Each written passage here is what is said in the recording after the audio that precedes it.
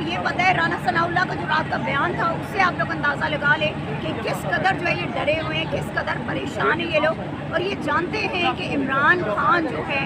अब वो इंशाअल्लाह ताला इक़्तिदार में वापस आने वाला है, और इमरान खान जब इक़्तिदार में वापस आएगा तो सबसे पहले जो हिसाब किताब होगा इंशाअल्लाह वो इस फस्तायत का। क्या समझती हैं वो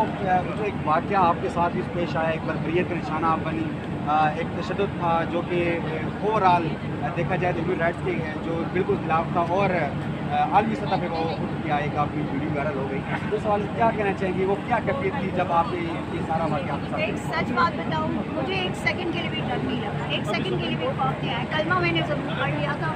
बिकॉज जब उन्होंने डायरेक्ट रबर बुलेट्स फायर किए, मुझे यहाँ लगी, फिर मुझे पेट पे लगी, और जो है ना बस उसके बाद जब उन्हें दोबारा मतलब वो कर रहे थे तो उस्मान मेरे आगे आ गया था, क्योंकि अगर उसके बाद शायद मुझे एक और लगती तो मतलब मैं वो मेरे अभी भी